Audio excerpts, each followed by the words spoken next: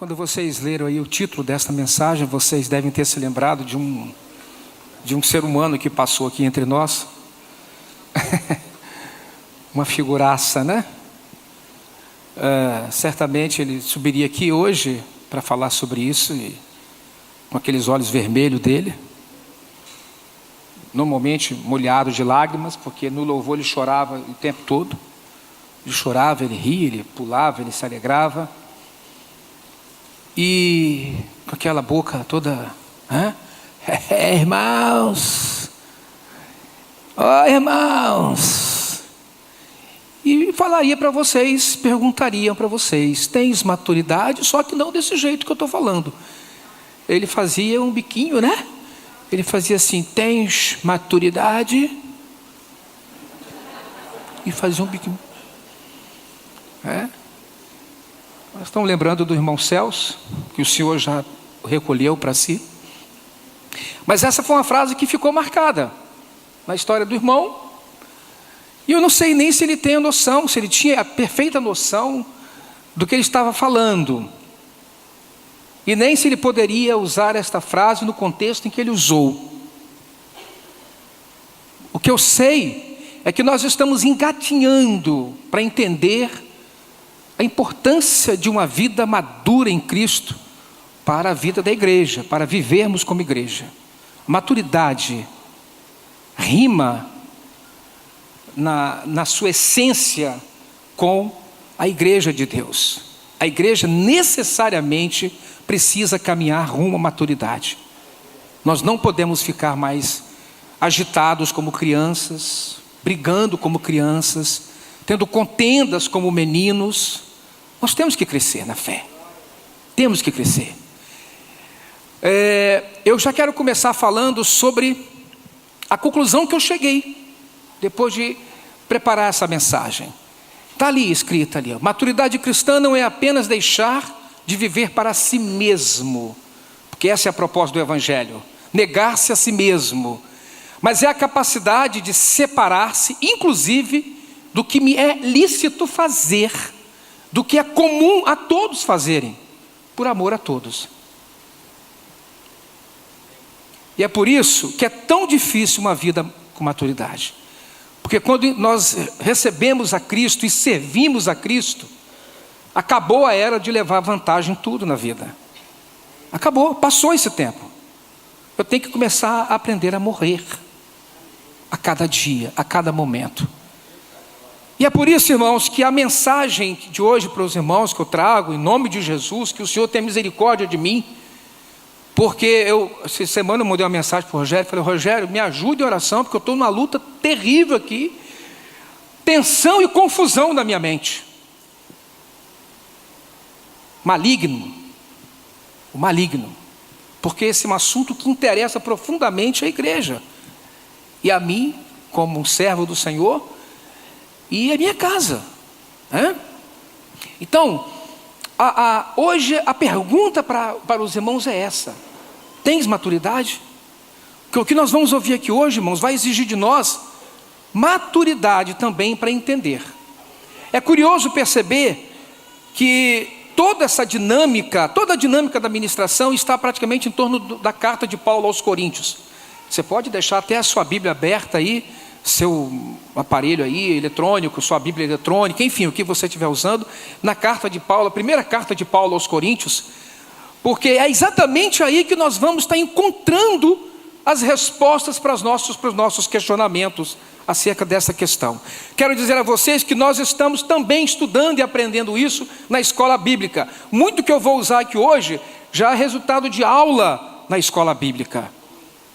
A escola bíblica hoje foi uma bênção, irmãos. Uma bênção. O irmão Vitor foi muito usado aqui hoje. Nós falamos aqui sobre o contexto social, econômico, político em que a igreja nasceu. De miséria, de pobreza, exploração, exclusão, concentração fundiária, dominação política. E nesse caos maluco que é o mundo naquela época, a plenitude dos tempos, Deus mandou o seu Filho Jesus, porque o povo andava em trevas, E lá na pequena Belém, uma grande luz brilhou. Jesus, o nosso Senhor. O irmão, compartilhando, também disse que o mundo daquela época, o mundo de hoje, se assemelha muito ao mundo daquela época, quanto às trevas, quanto a esse espírito de dominação que ronda o mundo, de controle do sistema político, econômico, deste fundamentalismo econômico, de exploração, de exclusão, que está aí hoje, não é diferente daquela época. E ele diz: esse é o sinal de que Jesus está por voltar. Foi uma linda conclusão que nós chegamos aqui hoje na escola bíblica. Eu te convido a estar na escola bíblica. Levanta da cama, venha para cá. Traga seus filhos, temos uma escolinha aqui, crianças. Está lindo, as crianças estão aprendendo Libras, estão aprendendo língua brasileira de sinais, as crianças estão aprendendo a criação, tantas coisas ali, os professores preparando, e aqui dentro, um fórum extraordinário de estudo, de aprofundamento acerca da palavra de Deus. Vamos sair da superfície e vamos mergulhar na maturidade. Amém, irmãos? Está claro isso? Está feito o convite? Amém? Eu acho que domingo nós vamos ter uma turma maior aqui na nossa escola bíblica, né? Se Deus quiser, em nome de Jesus. Irmãos, quando você pega a carta de Paulo aos Coríntios, e é o que nós estamos estudando em Novo Testamento, uma coisa interessante. Eu estava fazendo uma viagem aqui por essa carta esses últimos dias. Nós já estudamos essa carta também no grupo familiar, né? Foi um estudo, uma série de estudos, já tratamos disso no grupo familiar. São 16 capítulos e 436 versículos. Praticamente 90% destes 436 versículos, Paulo passa tratando de problemas. Quase 400 versículos. Ele passa tratando de problemas. Problemas complicados, complexos, né, como questões ligadas ao casamento, e questões de contenda entre irmãos, desajustes entre irmãos. Ele estava respondendo a questões que a ele foram feitas. Paulo foi o homem que Deus usou para estabelecer a igreja em Corinto, a igreja dos gentios. E ali, irmãos, ele passa apertado, mas na autoridade do Senhor. Paulo traz toda a instrução à luz do Evangelho de Cristo, acerca daquilo que ele recebeu do Senhor, ele transmite aos irmãos. E nós, irmãos, não temos como fugir da Bíblia. Os irmãos me perdoem, mas nós precisamos voltar às Escrituras e deixar nossas tradições, nossas concepções de lado. Você pode estar sendo enganado. Enganado eu? Sim, você pode estar sendo redondamente enganado por doutrinas de demônios que estão aí, espalhadas pela internet, por pregadores chamados eloquentes, pregadores de multidões, gente que pode estar te enganando, gente que está fazendo você fugir da simplicidade do Evangelho. Quanto mais essa loucura se espalha, esse caos na chamada Igreja de Cristo se estabelece aí por essas instituições que vão surgindo por aí fora, mais eu me volto para a simplicidade do livro, e mais feliz eu me sinto, irmãos. Eu não quero me preocupar mais com essa loucura dessas estruturas e dessas divisões. Eu quero me preocupar agora com a beleza e a pureza da igreja. É aí que está o sentido real da gente existir. Para que nós fomos chamados, irmãos? Para quê? Para quê? Por isso, eu quero fazer um percurso com vocês neste livro, e respondendo a questões presentes, atuais, acerca da igreja de Cristo, né? É curioso perceber que Paulo também, antes da gente tocar para frente ali, Paulo, logo de início, Paulo dá o tom do tratamento que ele quer dar à igreja. Eu acho, irmão, que se Paulo estivesse aqui hoje, Paulo tivesse subido aqui para pregar para a gente, algumas pessoas não iriam aguentar Paulo pregando. Acho que Paulo iria incomodar muita gente na fala dele.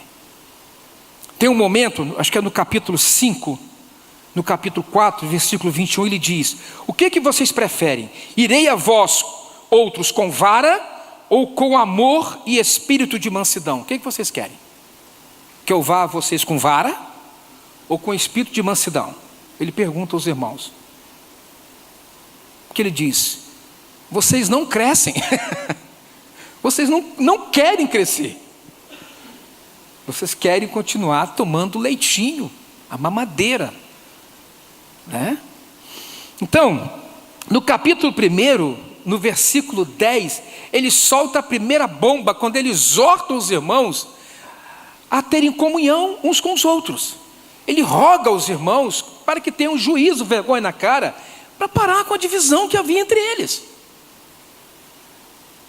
Então vejam vocês, dos 436 versículos, logo no capítulo 10, ele já levanta o primeiro ponto, o primeiro grande problema que os irmãos estavam vivendo em Corinto. Os irmãos estavam divididos por preferências de pregadores. Uns gostavam mais de Paulo. Paulo pregava sobre a graça, a liberdade em Cristo. Outros gostavam de Apolo, era um eloquente. Paulo era filosófico, tinha argumentos, sustentava esses argumentos, e a turma dos gregos deviam gostar muito de Apolo. Já tinha outros que gostavam de uma administração mais tradicional, legalista, à la Pedro. Então eles estavam brigando entre eles por preferências. Eu gosto mais daquele, eu gosto mais do outro. Não, eu não gosto daquele ali. E aí eles começavam entre eles a provocar fossos, abismos. Mas no fundo esse abismo tinha a ver também com as origens étnicas e sociais entre os irmãos ali em Corinto.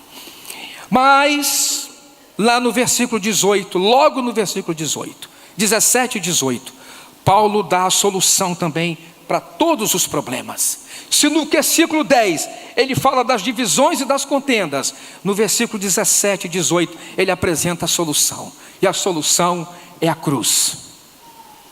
Paulo aponta para os irmãos: só há uma saída para vocês: a cruz.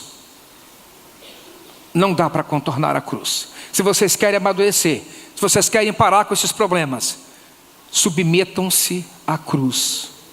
Ele diz: eu não vim falar para vocês aqui com sabedoria humana, mas eu trouxe a palavra da cruz. Ele diz no versículo 18: certamente a palavra da cruz é loucura para os que se perdem, mas para nós que somos salvos, poder de Deus. Deixa eu falar uma coisa para vocês, um segredo que muita gente não sabe. O sangue de Jesus tem poder para nos purificar de todo pecado, irmão. Limpar você, purificá-lo, restaurá-lo. O sangue de Jesus nos limpa e nos purifica, e é o sangue que o Senhor quer ver em nós. Mas para lidar com a sua natureza pecaminosa, essa coisa que você briga, essa índole sua, essas tendências suas, essas inclinações suas, para lidar com essa carne, que todo dia nós militamos contra ela, para lidar com isso aí, só a cruz do Calvário, só uma vida crucificada com Cristo, só morrendo a cada dia. Esse é o caminho da maturidade. Os irmãos estão entendendo, irmãos? A palavra de hoje não tem muita gracinha, ela tem coisa muito séria para ser dita aqui hoje. Vamos ver, pode seguir em frente, irmã. Cristo e Paulo nos trazem a essência do que é ter maturidade. Jesus, em João 19, ele diz: é por eles me santifico a mim mesmo. Quer dizer, por eles, por nós, pelos discípulos, por nós que ainda haveríamos de crer nele, por eles, por nós, irmãos, ele se santificou. Na verdade, ele está dizendo: eu me sacrifico, eu renuncio os meus direitos de divindade aqui nessa terra por causa deles. eu assumo forma de homem, me sacrifico, renuncio tudo, porque ele teria poder para ordenar que os anjos viessem para tirá-lo daquela cruz. Mas ele diz, ele preferiu o caminho mais difícil. Ele preferiu optar pelo dano, o dano da sua vida física, para que nós pudéssemos ganhar. Esse é o sentido da maturidade em Cristo. Jesus é o exemplo. Paulo fala aos Filipenses que nós temos que seguir o exemplo de Cristo, né? E Paulo, para mim, esse texto de Paulo, capítulo 1 Coríntios 10, 24, quando ele diz: ninguém busque o que é para o seu próprio bem, antes cada um o que é de outrem. Isso aí, irmãos, é desafiador. Isso é muito desafiador. Buscar o que é bom para o outro. Vocês vão entender depois o contexto deste texto. Então, a essência da maturidade cristã vem na medida em que eu sou capaz de renunciar aquilo que é um direito meu, por causa do outro. Isso é muito forte. Tens maturidade? Ao longo de toda a ministração eu vou fazer umas perguntinhas dessas para vocês. Tá bem, irmãos? Vamos seguir em frente, querida? Olha o que Paulo fala para os irmãos ali em Corinto. Ele diz assim, o texto diz: Corinto é uma igreja marcada pela imaturidade, né? Exibiam conhecimento, mas não amor genuíno. Buscavam carisma, mas não caráter.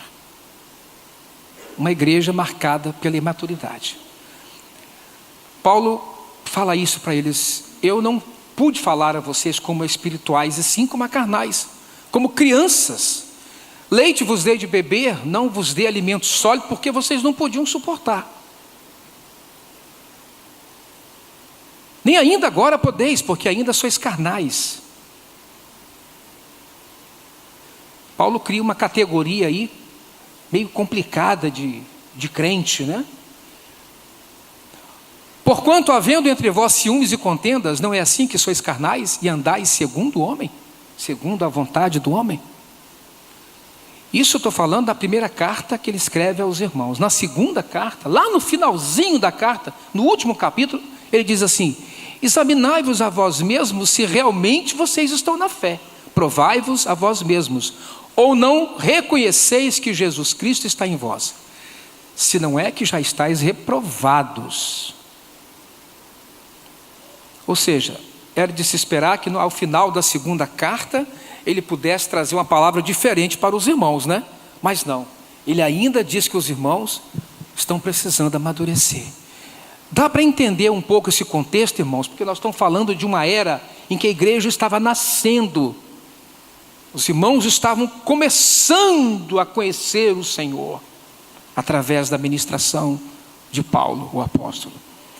Hoje nós estamos no outro contexto, nós temos a palavra, nós temos tantas coisas à nossa disposição.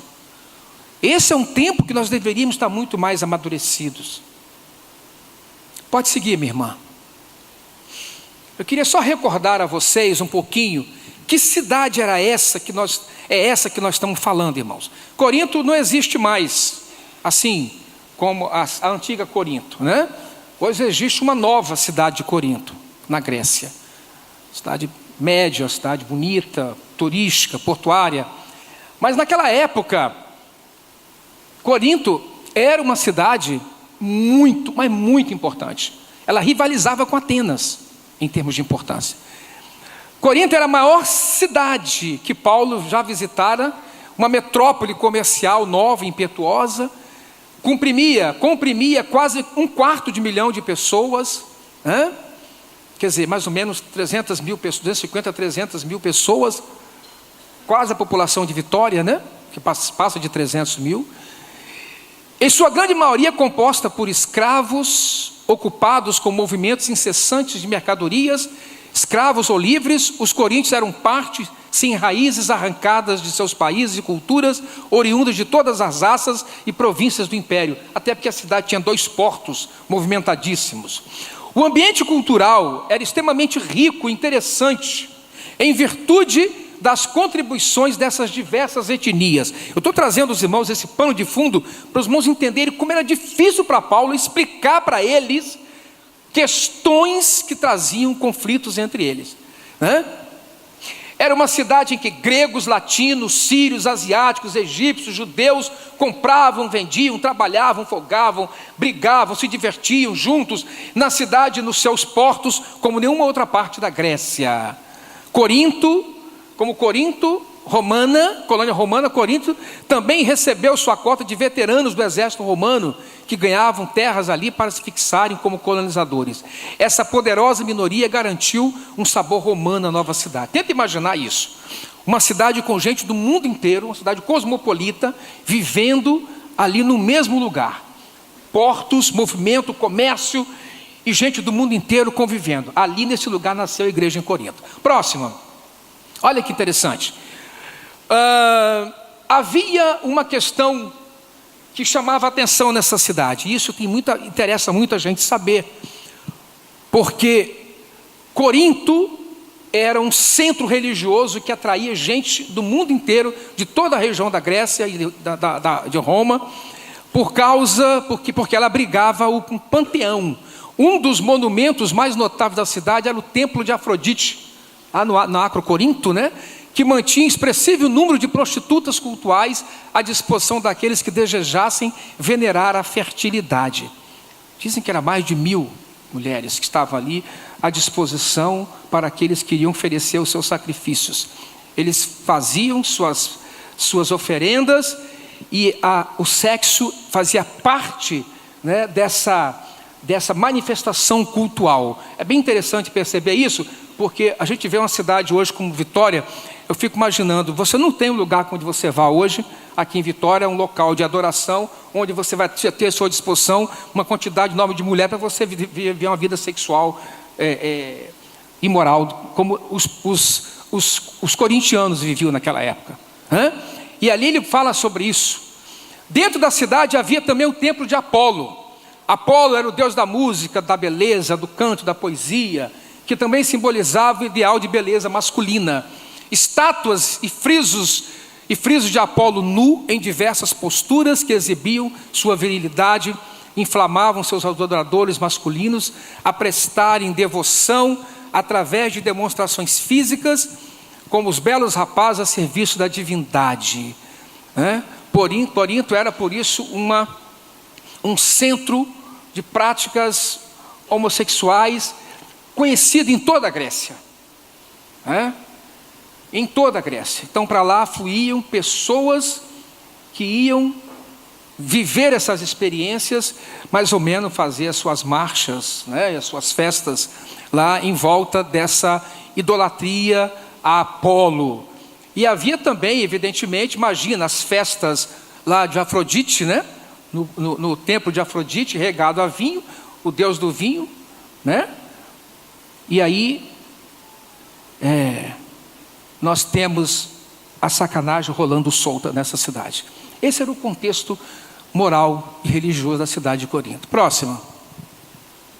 Vai observando, hein?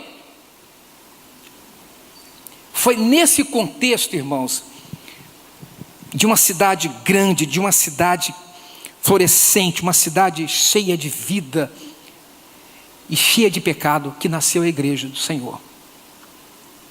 Lá nós tínhamos, na comunidade de Corinto, entre os irmãos, Paulo, quando escreveu a igreja, lá nós tínhamos gregos, ex-escravos da Itália, veteranos do exército, empresários, oficiais do governo, gente do Oriente Próximo, judeus, escravos, ex-prostitutos dos tempos pagãos, e vai por aí afora.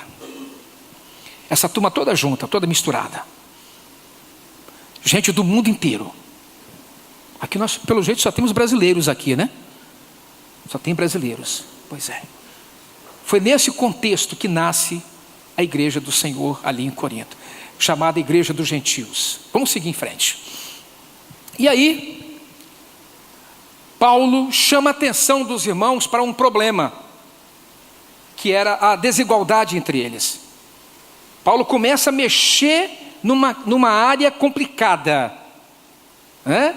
Porque para os gregos, humildade não era uma virtude, Era uma fraqueza. Então você tinha que competir, você tinha que ser vencedor, você tinha que ser o melhor. E aí Paulo chama a atenção dos irmãos para a vocação deles.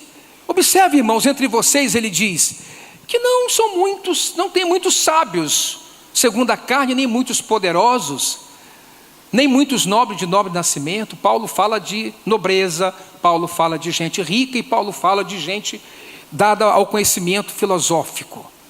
Deus escolheu as coisas loucas do mundo para envergonhar os sábios. Pelo contrário, Deus colocou entre vocês as coisas fracas para envergonhar as fortes. E Deus escolheu as coisas humildes do mundo e as desprezadas, e aquelas que não são, para reduzir a nada as que são, a fim de que ninguém se vanglorie na presença de Deus. Então o que estava acontecendo em Corinto, irmãos, era algo inovador. Deus estava lançando os fundamentos para aquilo que Ele queria agora trazer como revelação para o mundo, que é a igreja. Aquele mistério que estava oculto, que nós estamos estudando em Efésios, durante milênios, aquele mistério que ninguém conhecia, não estava revelado aos homens, agora estava começando a se manifestar.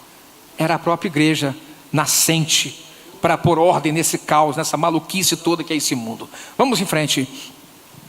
E havia ali uma difícil e conflituosa convivência entre os irmãos. Deixa eu lembrar a vocês, essa flagrante divisão social que surgiram os mais diversos problemas no meio da igreja. Olha lá, problemas oriundos do preconceito e da discriminação. Está assim, os irmãos, quando a gente pega no primeiro capítulo, nós já estamos vendo lá, divisão por preferências doutrinárias e também exibição de sabedoria humana. Tinha um grupo em Corinto que gostava muito de misturar conhecimento bíblico, palavra do Senhor, com filosofia, com sabedoria humana. E a tal ponto que abriu mão do conhecimento para viver em função da sabedoria humana. Disputa em tribunais por questões de dinheiro e negócio. Irmãos indo aos tribunais, entrando na justiça contra outros irmãos. Paulo chama a atenção dos irmãos e os adverte quanto a essa questão, dizendo: vocês estão expondo o evangelho. Vocês brigam entre vocês, vocês não se entendem, vocês criam as suas dívidas uns com os outros e depois vão aos tribunais e expõem a igreja de Deus a quem não conhece o Senhor. Não é assim que está acontecendo hoje por aí afora? Os crentes estão brigando, vão para os tribunais, alguns vão para as redes sociais para falar daquelas coisas que nós deveríamos resolver entre nós. O que o mundo vai dizer? Isso aqui é a igreja? Nem eles se entendem, quebra o pau entre eles, um crente condenando o outro, lançando o outro no tribunal. Isso aconteceu entre os irmãos. Disputa entre fortes e fracos por causa da carne sacrificada a ídolos. Esse é um tema que eu vou abordar com os irmãos aqui hoje. Como Paulo resolveu essas disputas? Disputa na hora da ceia por causa da partilha dos alimentos. Os irmãos que tinham melhores condições chegavam para a ceia, levavam suas comidas, comiam, bebiam, e os irmãos mais pobres e necessitados, a ceia do Senhor era para quê? A ceia era uma refeição.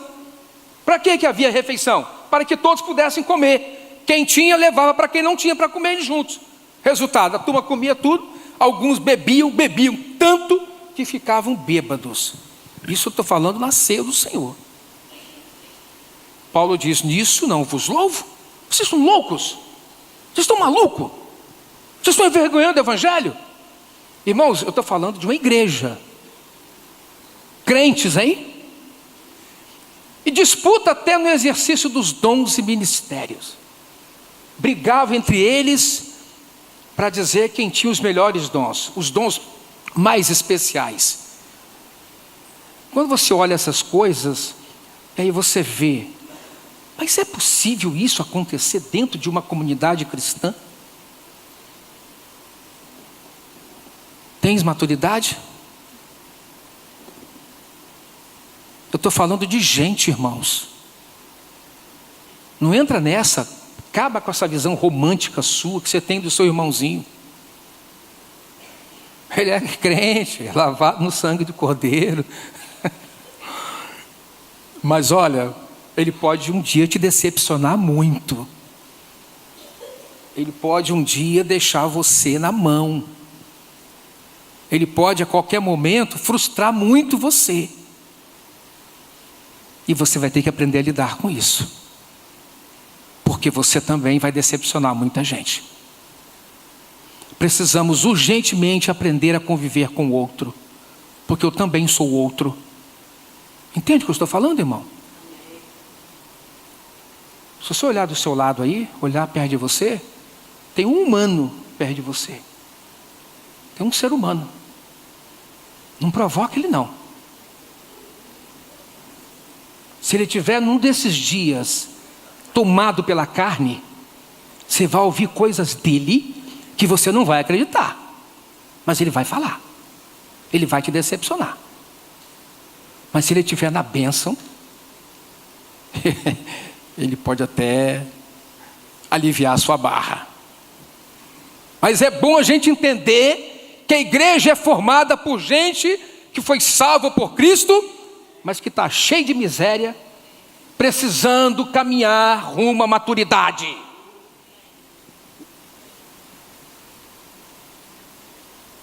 Então acaba com essa ideia sua de que seu irmão é anjo, tá? Acaba com essa ideia. Né? Eu tenho um anjo lá em casa, que é essa loura aí. É um anjo. E ela está sempre com as asinhas me acolhendo. Mas olha que ela baixa aquela asa, irmãos. Eu já sei. Então, é nessa perspectiva que Paulo nos leva. Sai das nuvens, desce, põe um pezinho no chão. Se a gente fizer, vai ficar mais fácil lidar um com o outro. Mais fácil. Vamos seguir, irmãos. Tem hora que eu vou dar uma corridinha ali, tá? O que estava acontecendo? Pode seguir, pode passar isso aí. Vamos em frente. Pode passar, já falei da ceia do Senhor também. Deixa eu tocar um pouquinho nessa questão aí. Porque eu acho que nesse ponto aí, Paulo ele entra na essência de todo o problema. Ele vai falando de divisões, de coisa ali, aqui, até de moralidade. No capítulo 5 ele fala de alguém, para você ter uma ideia como o nível de moralidade chegou na cidade de Corinto.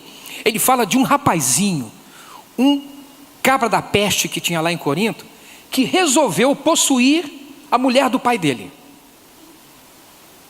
Uma vez eu falei isso no lugar, uma pessoa falou assim: nossa, é mesmo? Eu falei, meu Deus, nunca leu a carta aos Coríntios, essa irmã, provavelmente. Mas o que é certo é que aconteceu isso. Não sabe se era a mãe, claro, não sei se é a mãe dele, devia ser a madrasta, alguma coisa. Mas ela deu bobeira, o irmãozinho creu.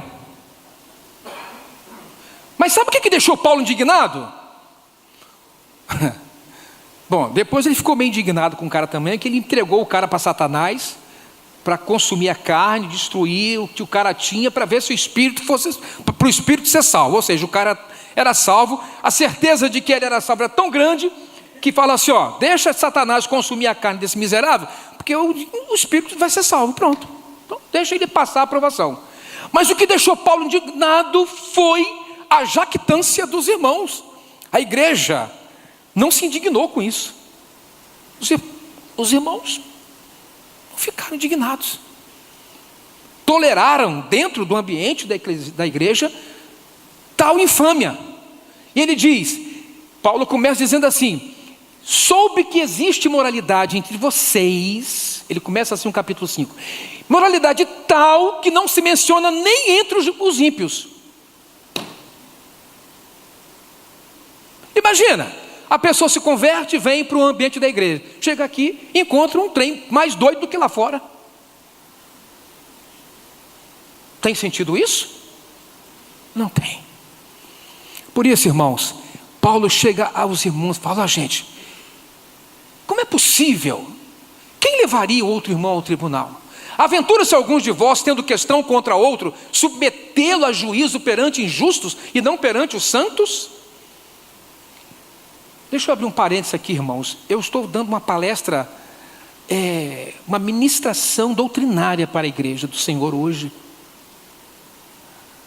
Tem palavras que Deus vai trazer para a igreja, são palavras devocionais. Eu falei com o Rogério, meu irmão, sua família está se especializando em me fazer chorar nas pregações. Rogério prega, eu desabo, choro, que não tenho força nem para levantar. No outro domingo vem Samuel, eu desabo, eu falei, que povo é esse que só faz a gente chorar? Sabe por quê?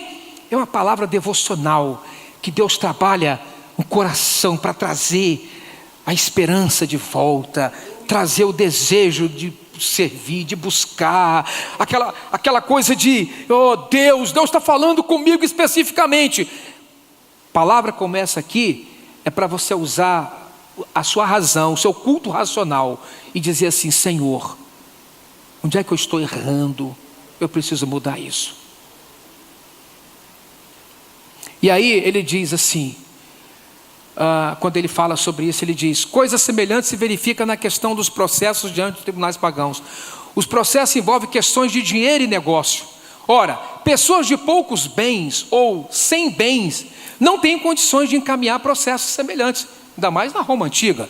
São as pessoas influentes na igreja que, com auxílio de hábeis advogados que conhecem lá fora, no mundo, podem defender sua compreensão do direito diante do tribunal.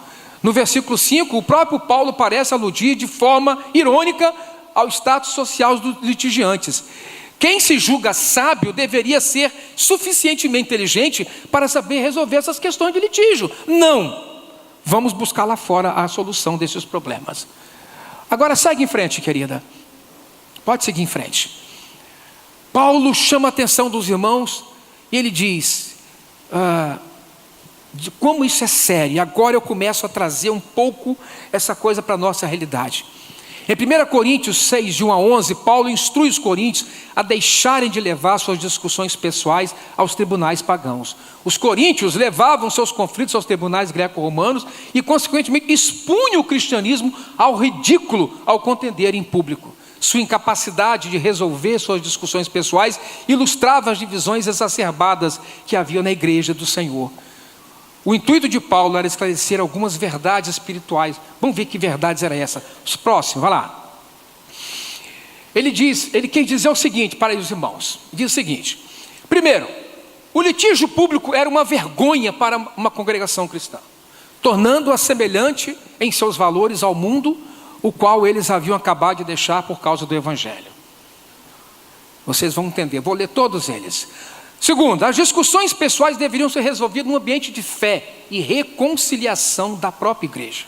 Nós temos que exercitar isso entre nós. Jesus falou, olha, seu irmão pecou contra você, vai a ele. Se ele não aceitou, chama uma testemunha. Se ainda assim não veio, leve aos irmãos, leve à igreja. O enfrentamento, o confronto tem que acontecer, mas tem que ser resolvido no ambiente da fé. O fato de existir contenda já indica derrota espiritual. E é esse ponto, essa linha que nós vamos desenvolver entre a gente aqui.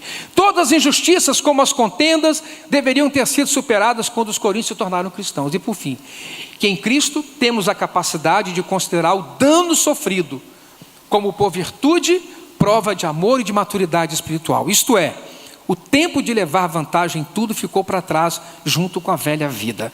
O que Paulo quer dizer é, considere, irmãos, considere a possibilidade de você não sair vencedor nesse problema, mas considere também a possibilidade de você sofrer o dano por causa do Evangelho. O que Jesus fez? Sofreu o dano. Por amor de vocês, por amor a vocês, eu me santifico, eu me sacrifico, eu abro mão, eu renuncio. Tens maturidade? Tens maturidade? Vamos em frente, querida. Está grande o negócio, né? Está grande. Mais problema. Comer ou não carne sacrificada aos ídolos. Participar ou não das festas pagãs. É interessante, irmãos, que as coisas se repetem. Parece que as coisas não mudam, né? Nós continuamos vivendo em situações também, muitas vezes assim, hoje. Na antiguidade, ou na cidade de Corinto, quando uma pessoa ia ao mercado, olha que interessante isso. O que é viver numa cidade cercada de paganismo? Tem hora que não tinha saída para os irmãos. Não tinha saída. Quando ele ia ao mercado para comprar alimento, em meio à carne vendida, estava uma parte que havia sido oferecida a um deus pagão lá no templo. Ou de Apolo, ou de Afrodite e outros templos, né? Teoricamente, uma porção do sacrifício seria levada pelo Deus, oferecida ao Deus, né? E ficava com o sacerdote para que eles comessem. Mas eles não iam comer aquilo tudo, era muita carne. Aliás, a melhor parte ficava com o sacerdote. Eu levava o boi, levava o ovelha, levava não sei lá o quê. E a melhor parte, né? A picanha, contra filé, sei lá, as partes mais macias, o cupim, o trem bom, ficava tudo com eles. O que eles faziam? Eles não comiam, é levado para o mercado. É possível que o cristão que comprasse a carne estivesse inadvertidamente comendo carne oferecida a um deus, a um dos falsos deuses. Havia ainda o problema das festas dedicadas a esses deuses, uma vez que as festas dos ídolos eram ocasiões sociais importantes na cidade. A família e os amigos pressionavam os cristãos para assisti-las. E agora? Vou ou não vou? Vamos ver como é que Paulo saiu dessa? Curioso isso, né? Todos sabiam que um servo de Deus não poderia adorar ídolos, mas assistir a um festival era outra questão. E alguns dos coríntios acreditavam que não havia problema em frequentar esses ambientes. Daí o conflito, comer ou não comer, participar ou não participar das festas. Vamos ver como é que Paulo saiu dessa? Deu para perceber que nós temos aí dois grupos bem complicados, né? Eu estava fazendo algumas anotações aqui. Paulo denomina, ele chama um grupo de grupo dos fortes. Quando ele fala grupo dos fortes, é consciência forte. As pessoas, eles tinham uma opinião bem definida em sua consciência acerca dessas questões. E faziam as coisas sem nenhuma condenação. Eram os liberais da turma lá, eram os liberais. Podiam até, alguns achavam que podiam até entrar no templo e comer lá entre eles, sem nenhum problema. Porque aquele era um ídolo. O ídolo é um Deus morto.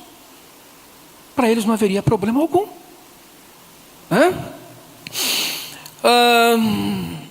Ou seja, estavam certos na sua teologia. Essas coisas não nos atingem, irmãos.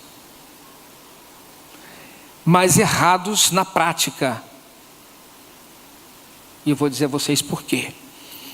E tinha do outro lado um outro grupo, eram os legalistas. Essa turma também deu muito trabalho a Paulo. Eu acho que deu mais trabalho do que os liberais. Eles achavam que se eles comessem carne ficariam contaminados pelos demônios. Eu acho que tinha muita gente vegetariana nesse lance aí, porque depois lá em Romanos Paulo fala sobre as diferenças entre alimentos. Um acha que pode comer carne, o outro pode comer só verduras, legumes. Já havia essa disputa entre eles aí, que não queriam. Por quê? Ele não vai no templo comer, ele vai no mercado, a carne passou pelo templo, foi carne consagrada aos demônios. Eu vou comer. Eu vou na casa de alguém, a carne é consagrada, o que eu vou fazer? Então eu prefiro ser vegetariano. É vegano que fala a turma, né? Que não come carne, é isso? Pois é. Olha que interessante. A segunda turma aí, olha, era o contrário. Eram zelosos na prática, mas errados na teologia. E nós vamos entender quando Paulo explica isso. Daqui a pouquinho ele vai falar sobre essa questão. Ele vai dizer, ele vai relatar para os irmãos: vocês estão brigando por causa dessas questões. Então, primeiro, olha o que ele chama. Primeiro ele pega e chama a atenção. Pode passar, minha irmã. Ele chama a atenção da turma do legalismo. Paulo combate o legalismo religioso e a imaturidade dos fracos. afirmando que o problema não está no alimento, mas na consciência de cada um. Isso é interessante. Isso é muito interessante. Ele diz assim: quanto a comer alimentos que tenham sido oferecidos aos ídolos nas festas pagãs, nós sabemos que um ídolo apenas representa alguma coisa que realmente não existe. Também sabemos que não existe somente um Deus, que existe somente um Deus, pois existem os que são chamados de deuses, tanto no céu como na terra, como também existem muitos deuses e muitos senhores. Porém, para nós existe apenas um Deus, o Pai e Criador de nosso Senhor Jesus Cristo, por meio do qual, de quem todas as coisas foram criadas e por meio de quem nós existimos. Mas nem todos conhecem essa verdade. Existem pessoas que estão acostumadas com os ídolos, que até agora comem desses alimentos pensando que eles pertencem aos ídolos. A consciência dessas pessoas é fraca e por isso elas se sentem impuras quando comem desses alimentos. Não é esta ou aquela comida que vai fazer com que Deus nos aceite. Nós não perdemos nada se não comermos, não ganhamos nada, não ganharemos nada se comermos desse alimento. Ou seja, Paulo deixa bem claro, irmãos, que a maturidade me leva a entender que estas coisas não fazem mais sentido para mim. Eu posso comer aquilo que colocar à mesa, eu posso comer tudo que quiser, eu posso estar em qualquer lugar. Se isso não me condena, se a sua consciência não te acusa, glória a Deus. Esse é um bom nível de maturidade. Até porque senão nós vamos andar, irmão, sobrecarregado, não posso. E foi para a liberdade que Cristo nos libertou.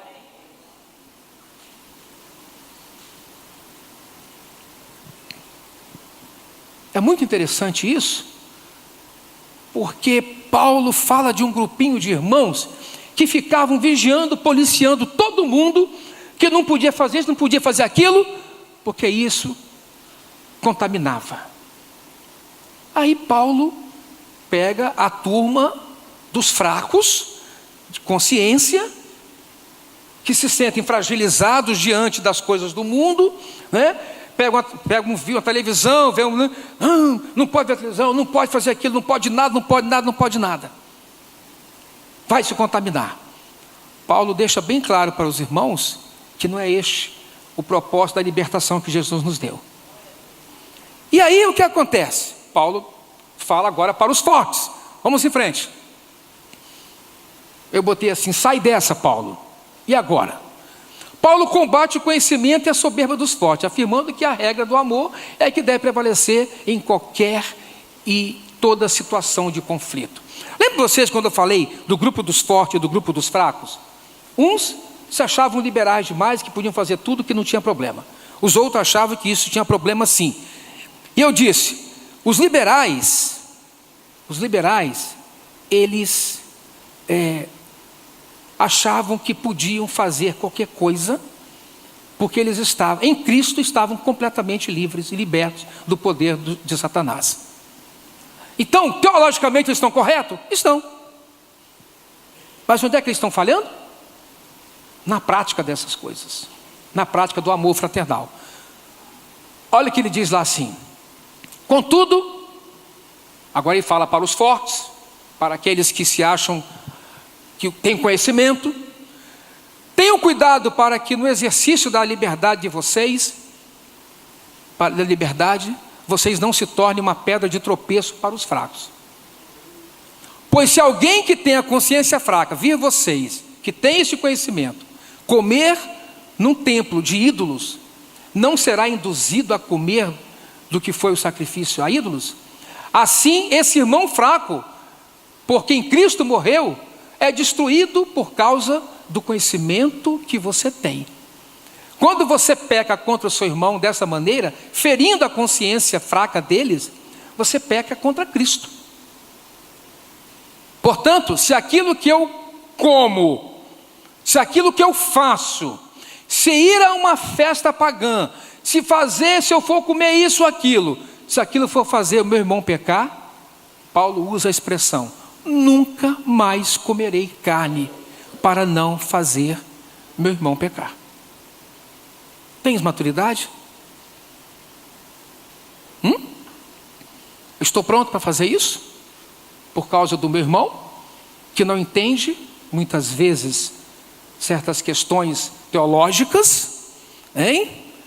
Irmãos, é muito curioso isso. Os fortes comiam carne e não viam mal nisso. E Paulo os apoia. Paulo diz que não há problema mesmo nesse problema de comer, não.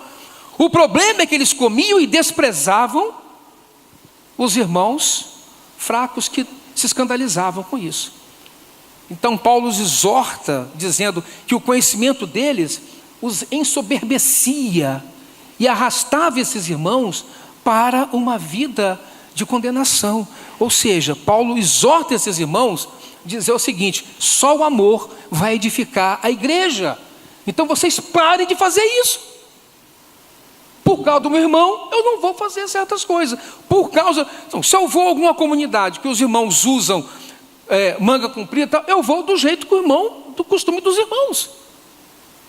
Se eu vou à casa do irmão que ele não come, eu vou comer o que ele come.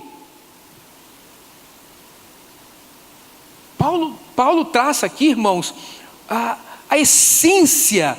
Tem coisas, irmãos, que não são certas nem erradas. A Bíblia, ela não trata de todas as questões na sua mais absoluta clareza.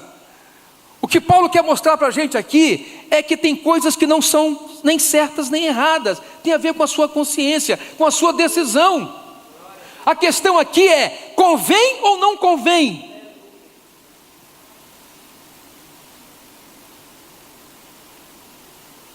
O maduro, ele entende isso.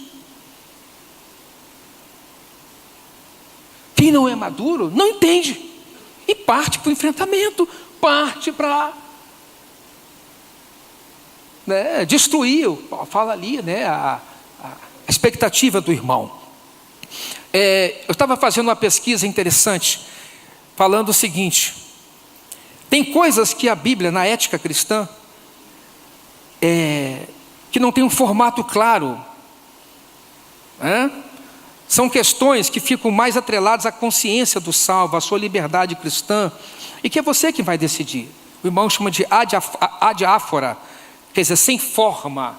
A Bíblia não dá o contorno se você pode ou não pode fazer. É uma questão de consciência.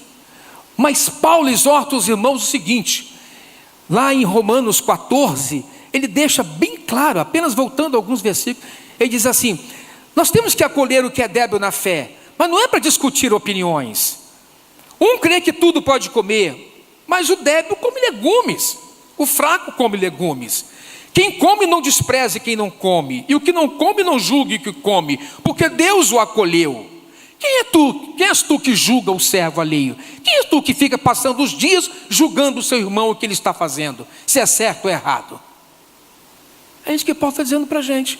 E ele diz depois: porque o reino de Deus não é comida nem bebida, mas justiça e paz e alegria no Espírito Santo.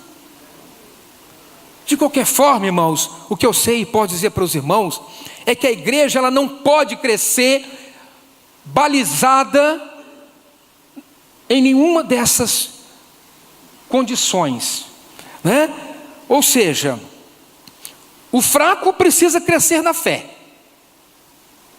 e o forte no amor fraternal. Até quando você vai passar a vida se escandalizando com tudo que acontece com os irmãos? Até quando? Com roupa, com bebida, com comida. Até quando?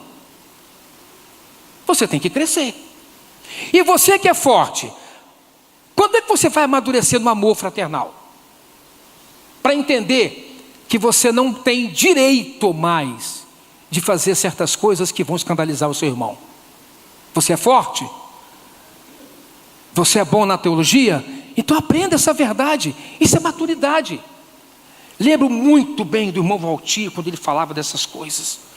Ele dizia: irmãos, não venham de bermuda para a reunião. É pecado você estar de bermuda, irmão? Não, não é pecado. Você é forte o suficiente para entender que não é porque usar bermuda ou não bermuda que Deus vai falar. Não vai falar que você está pelado. O outro falando assim, se Jesus voltar e o irmão estiver nu, como é que o irmão vai subir?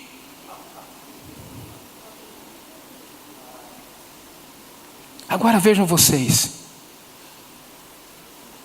Irmão Valtir dizia, você sabe por que eu não vou de bermuda, irmão? Porque eu sou um presbítero, eu chego lá de bermuda, o fraco vai querer vir de cueca. Então por causa dele eu não vou fazer isso. Eu vou com a minha calça comprida, colocar minha camisa, vou ficar suando, mas eu vou sofrer o dano por causa do fraquinho.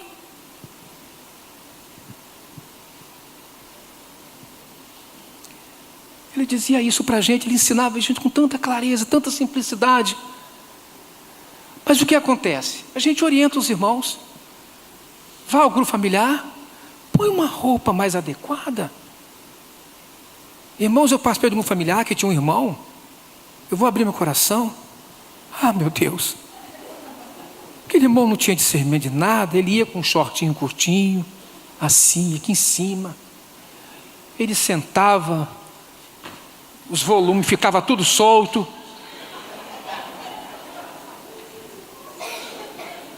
era um negócio tão assustador que eu falava, meu Deus. E ele ficava, aí um dia ele pegou o violão para tocar, irmão. Irmãos, eu fiquei assim, eu não sabia se eu olhava o violão e falava, esse negócio vai cair, vai sair daqui a pouco ali. Vai sair, vai escapulir daqui a pouco. Sem noção. As irmãs, inclusive a minha esposa, sentaram na reunião.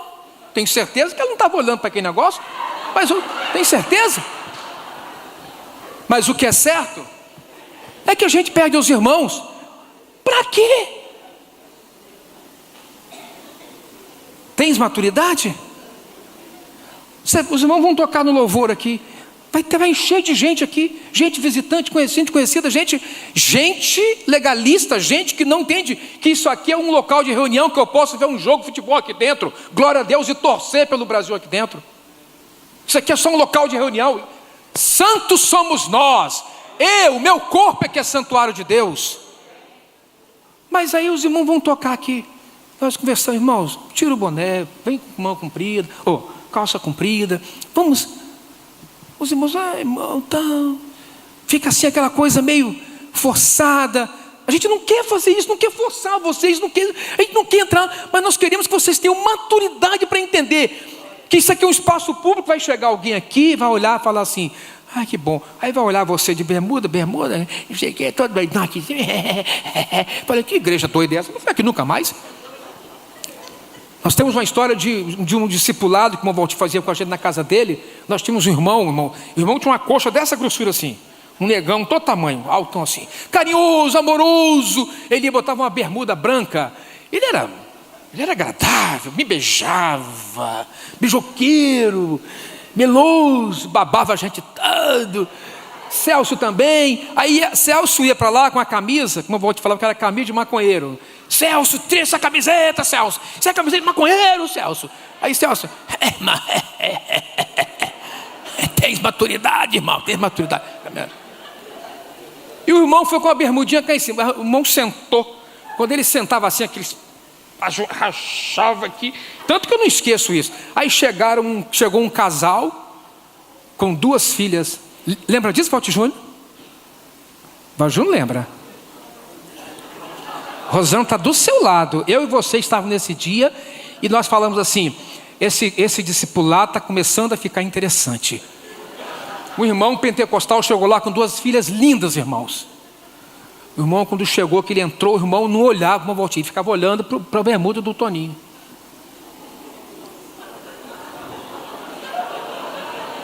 Toninho foi embora. Tranquilo, sem condenação, feliz da vida, aprendeu. E o casal nunca mais voltou com as filhas deles, graças a Deus. Nós estamos falando fortes e fracos, nós estamos falando de coisas que podem ser resolvidas com maturidade. Está bem, irmão, eu vou recuar, eu vou sofrer o dano, para que a igreja seja edificada. Só isso que eu vou fazer. O tempo todo eu faço isso, o tempo todo eu tenho que ceder, o tempo todo eu estou cedendo, irmãos, a tal ponto que isso se torna uma prática maravilhosa na sua vida. Isso te edifica. Então, aprendamos que tem coisas que precisam ser decisões ser tomadas com base naquilo que a Escritura ensina. A questão central do Evangelho da graça não é se pode ou não pode, mas é se convém ou se não convém. Os crentes coríntios, portanto, que não viam nenhum mal em participar de festas dos templos pagãos ou em comer carne consagrada aos ídolos, deveriam deixar de fazer por amor dos seus irmãos. Para Paulo, não sabemos nada sobre Deus como nos convém, a menos que o nosso conhecimento nos leve a amar os outros. A mensagem de excelência da palavra é o amor. Por amor ao irmão, eu vou caminhar nessa direção. Agora a igreja, irmãos, ela não pode, a ética da igreja não pode ser controlada nem pelo fraco, nem pelo forte. Porque se a gente estabelecer uma ética cristã no ambiente da igreja, controlada pela consciência do fraco, que se escandaliza com tudo, nós vamos virar uma comunidade, uma seita legalista. Não vai poder mais nada.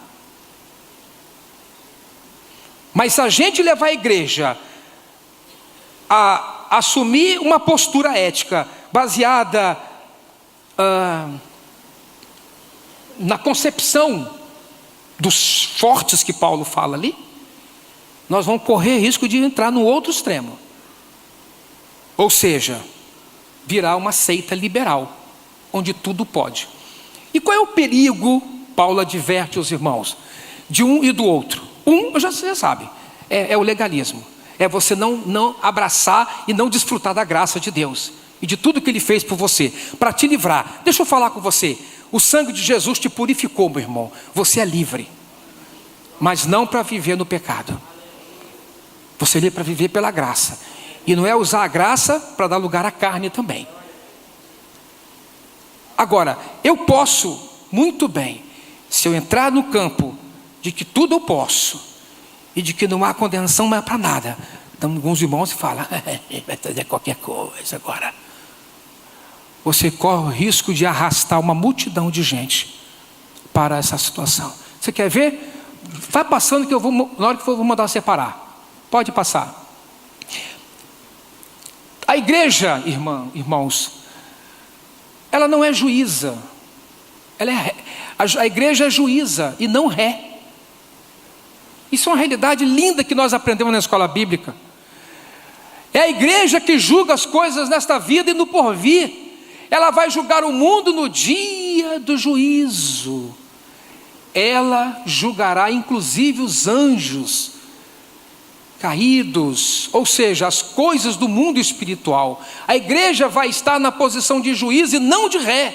Quando a igreja em Corinto se colocou nessa posição de ré, para ser julgada pelo mundo, ela inverteu o papel. Os crentes em Corinto não estavam entendendo a posição que eles agora ocupavam dentro do propósito de Deus, quando eles foram chamados para ser igreja. A igreja existe para proclamar a glória de Deus, mas também os juízos divinos sobre o mundo decaído. A igreja em Corinto não estava tomando posse da alta posição que ocupava em Cristo, e estava se sujeitando a passar vergonha nos tribunais e para as populações, para as pessoas de fora do arraial. Olha, quem disse isso foi o irmão Hernandes de logo. Eu achei muito lindo isso, eu preferi trazer para vocês. Ou seja, o mundo será julgado por aquilo que ele viu na igreja, pelo testemunho da igreja. Como tem sido teu testemunho lá fora? A lógica é essa. Olha o que Paulo diz. Próximo, irmã. Ele diz: a mim, o menor de todos os santos, me foi dada esta graça de pregar aos gentios, quer dizer, aos incrédulos, o evangelho das insondáveis riquezas de Cristo, e manifestar qual seja a dispensação do mistério, desde os séculos oculto em Deus, que criou todas as coisas, para que pela igreja a multiforme sabedoria de Deus se torne conhecida agora nos principados e potestades nos lugares celestiais, segundo o eterno propósito que estabeleceu em Cristo nosso Senhor. Essa semana vocês vão estudar o capítulo 3 de Efésios, que é exatamente isso aí. Agora, olha o que está escrito ali embaixo.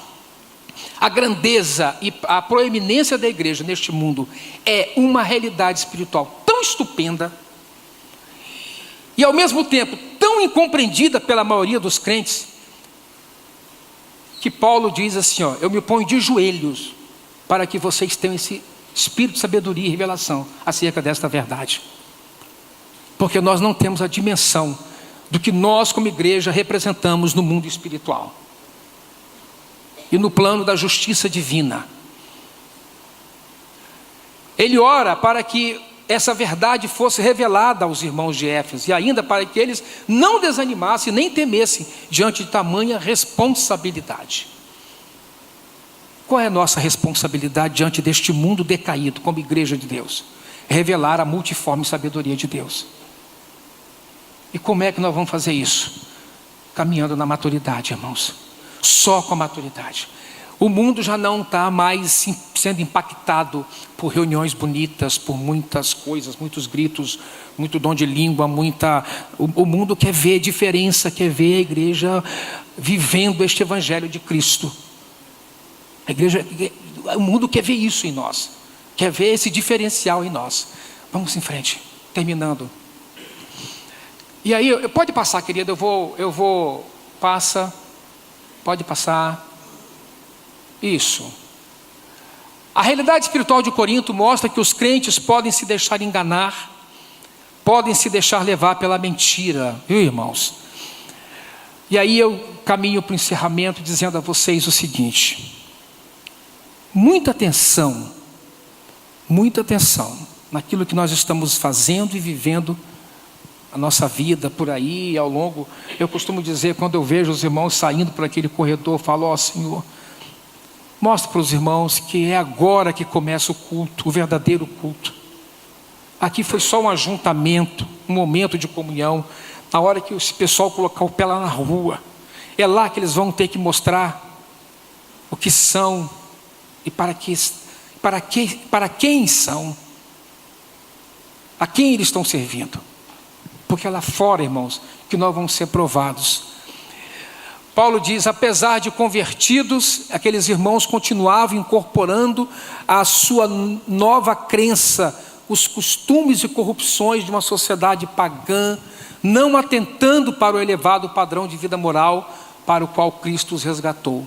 Assim foram alguns de vocês. Ele cita num dos textos, no capítulo 6 de Corinto. Em outra tradução diz: é o que alguns ainda têm sido. Ou seja, vocês deixaram, mas ainda vocês estão vivendo uma vida como se vocês não tivessem conhecido o Senhor. Afinal, do que e para que houve conversão? Por que não percebo mudança alguma no viver de vocês? De onde vocês vieram? O que precisam agora ser? Por que não estão sendo então o que o Evangelho espera de vocês e que vocês sejam? Paulo indaga os irmãos: por que vocês não estão dando fruto? Essa é a realidade da fé. Caminhando para o final, vai lá, querida. É possível que certos membros da igreja estivessem aplicando erroneamente e até mesmo abusando do ensino paulino sobre a graça de Deus. Por isso Paulo adverte: todas as coisas me são lícitas, mas nem todas convêm. Todas me são lícitas, mas não me deixarei dominar por nenhuma delas. Que diremos, pois? Permaneceremos no pecado para que a graça abunde? De modo nenhum.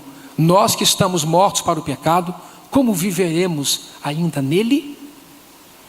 Vocês estão percebendo, irmãos, como a igreja coloca em ordem o conflito? Como que é mais fácil a gente seguir a Bíblia para entender o outro, para aceitar o outro, para ter paciência com o outro, para tratar e cuidar do outro?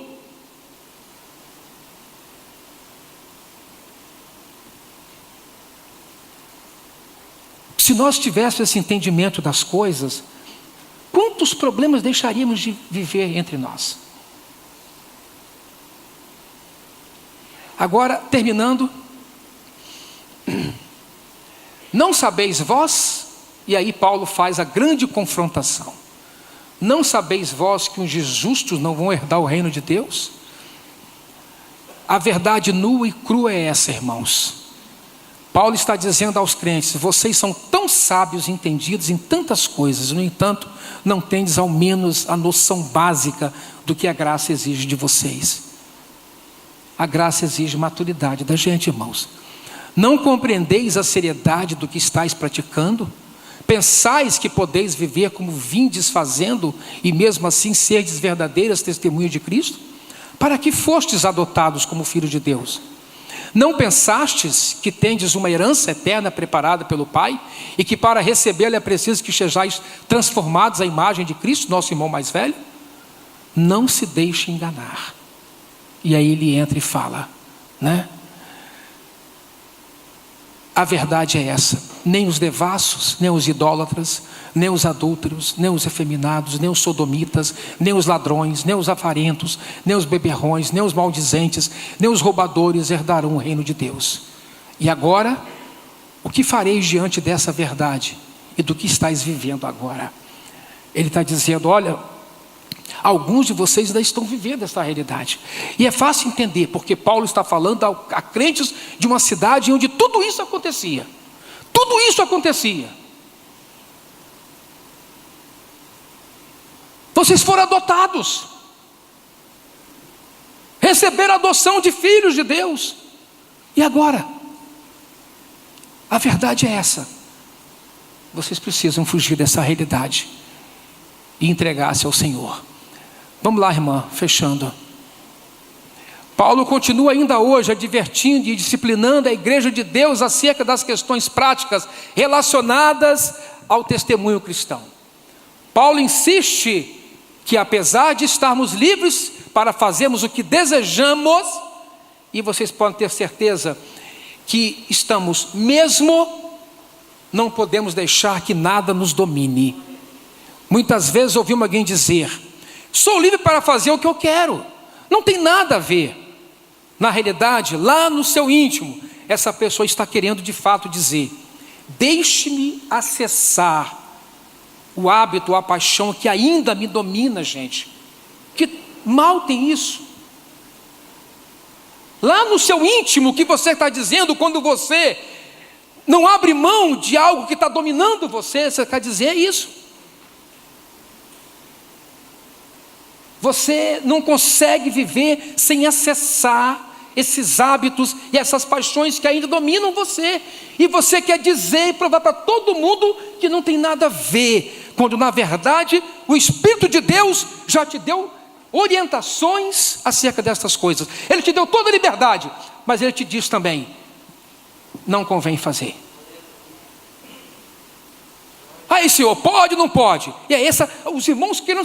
A resposta que os irmãos querem é essa: irmão, pode fazer isso? Eu vou a vida inteira isso. O irmão, isso pode, irmão? Gosta de vontade de falar assim: pode, irmão, qual o problema? Pode sim. O irmão vai cair para trás escandalizado. Eu falo: irmão, mas não convém fazer, não edifica. Que mal tem nisso? Não tem nada a ver processar um irmão. Não tem nada a ver tomar a bebidinha socialmente. Volta, irmão, um pouquinho. Não tem nada a ver. Tem nada a ver usar esse tipo de roupa. O que está dominando você? Tem nada a ver ter relações sexuais antes do casamento. Qual o problema? Ele não diz nada sobre isso. Tem nada a ver fazer o que eu estou fazendo. Eu lembro de alguém falando certa vez assim: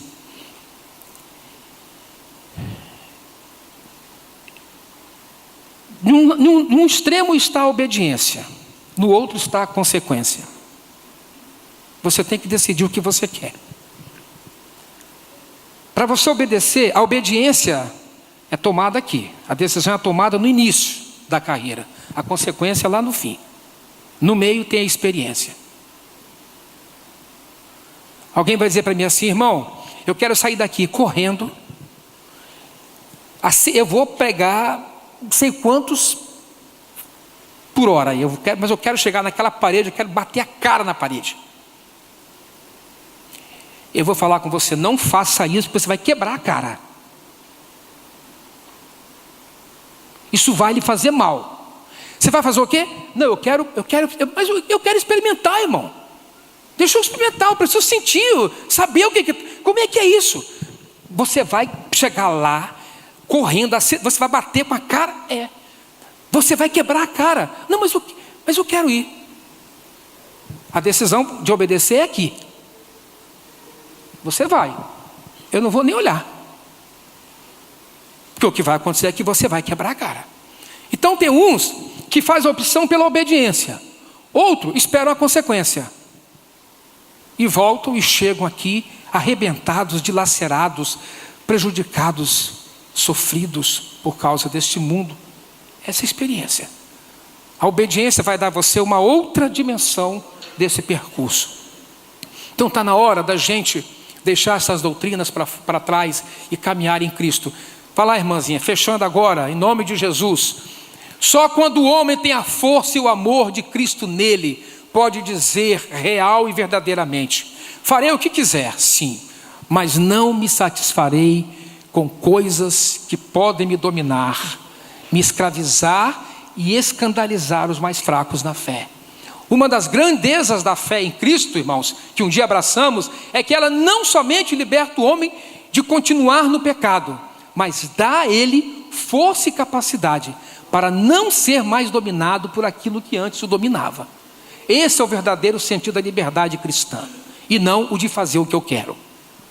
O verdadeiro sentido da liberdade cristã é você poder decidir em Cristo livremente, com base no amor. A soberba, ela vai te arruinar, mas o amor vai edificar. E por fim, antes de você, agora é o último slide, pode passar, querida.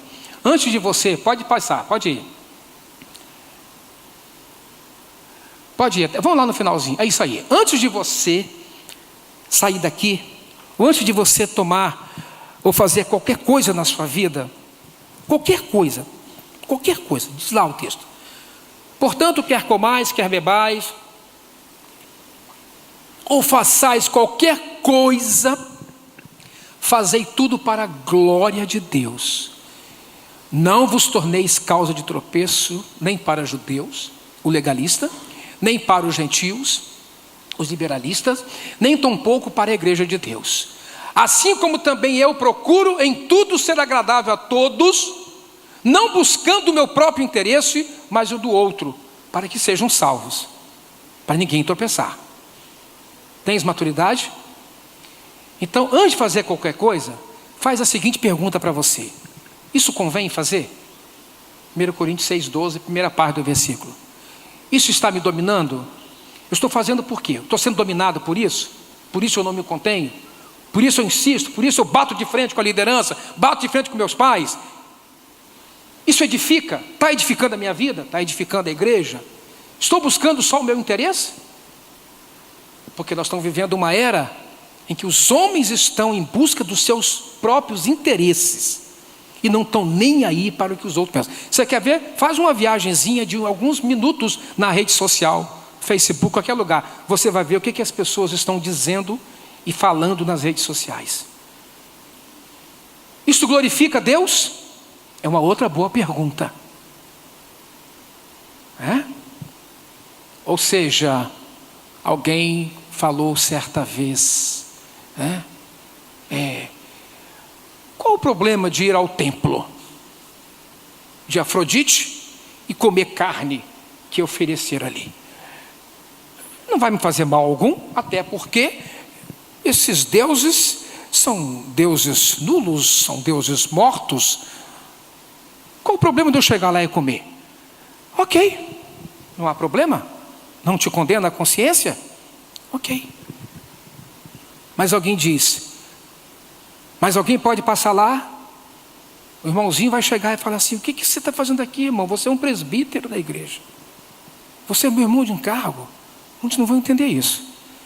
E ele diz: tem outra questão também. Você vai se expor bastante, você vai correr um sério risco. Você está lá participando, comendo, bebendo, está com sua família, está tudo muito bem. Não se esqueça que o templo de Afrodite tem muitas sacerdotisas cultuais, e seus olhos podem se perder numa delas. Então muitas vezes eu preciso saber se convém estar em determinados lugares, se convém fazer determinados eventos, determinadas programações, como nós orientamos os irmãos aqui, que mudassem a data, a programação de uma festa que seria feita aqui entre os jovens. Não foi porque nós estamos dizendo que está errado sentar, fazer uma fogueira, comer alguma coisa junto, não é isso. Nós não achamos conveniente naquele momento. E para edificar a igreja, e para que não houvesse disputa e contenda entre os irmãos, nós tomamos essa decisão, como governo da igreja de Deus. E ainda temos proposto aos irmãos que façamos nossas festas. A igreja do Senhor tem festas. Nossas festas são conhecidas.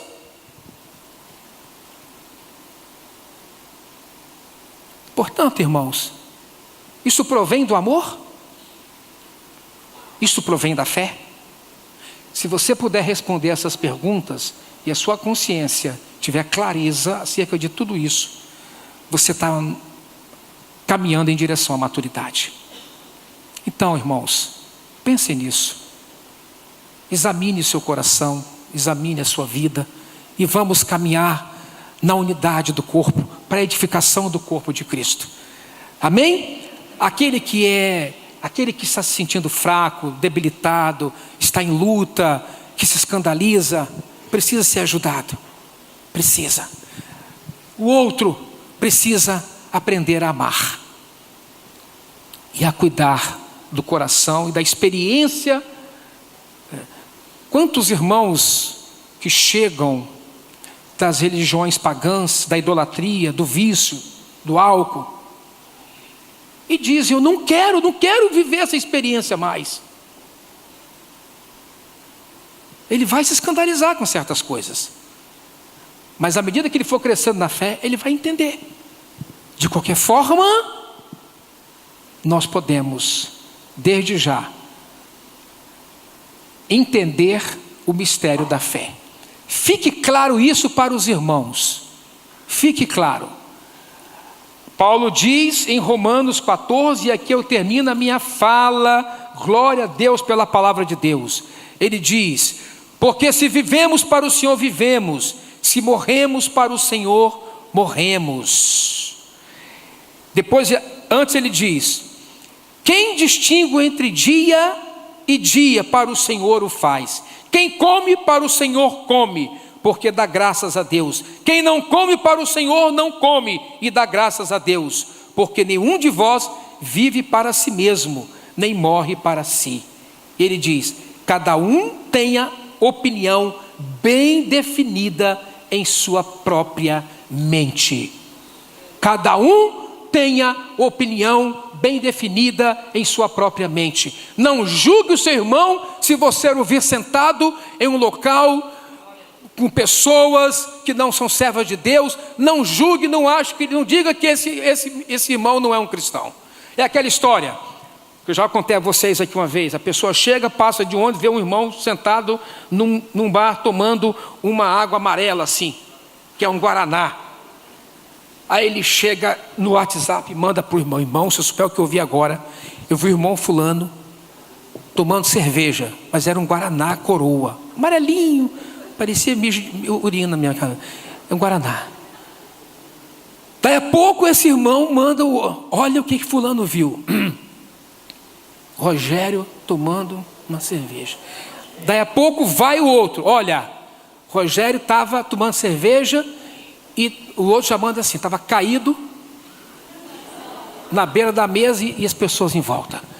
Quando chega aqui ao conhecimento da gente, o Rogério já está excluído.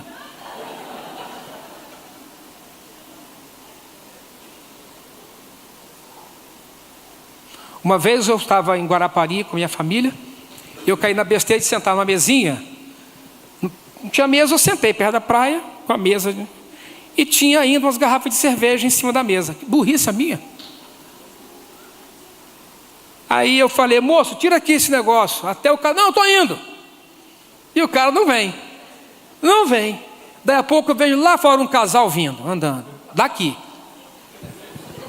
Ele já vinha assim.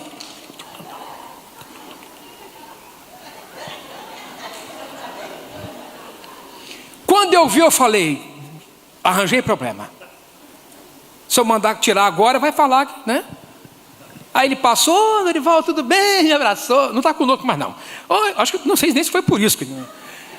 tudo bem, Norival, papapá, não sei o quê. Aí foi embora, acabou o tempo. Eu falei, ai meu Deus, nem falei com a Luísa, com ninguém, mas fiquei com os conviados, porque o Espírito Santo de Deus te alerta, ele te dá discernimento.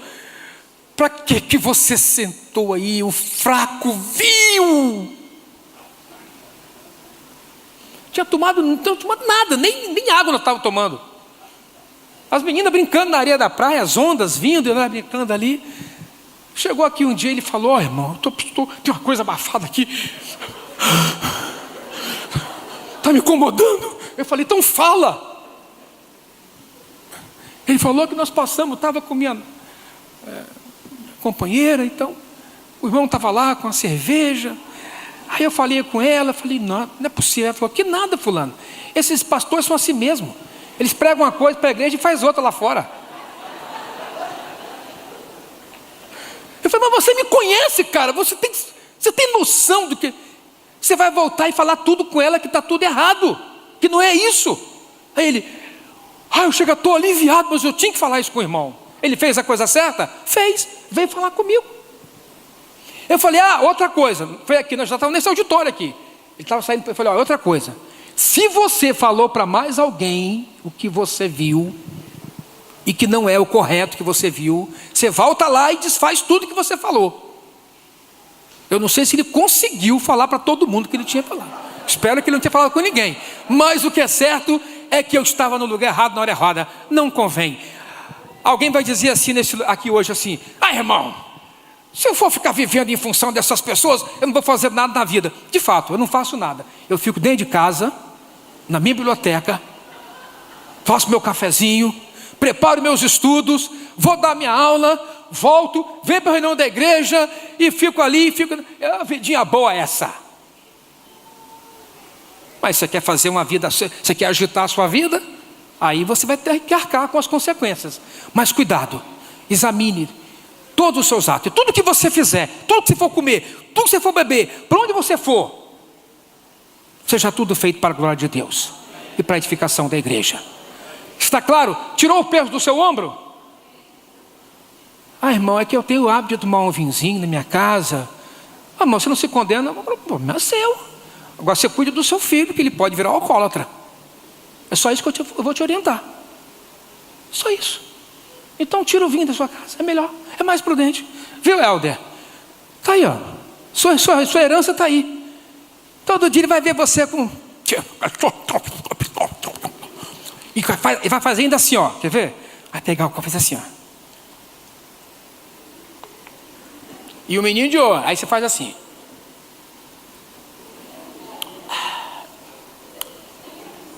Ele vai falar assim, esse negócio deve ser muito gostoso. Aí vai começar no vinhozinho, depois ele vai pro papá, vai pro conhaquezinho, vai pra vodkazinha. Daí a pouco você está pegando seu filho na rua bêbado, se não for para droga depois. Então, convém ou não convém? Tens maturidade?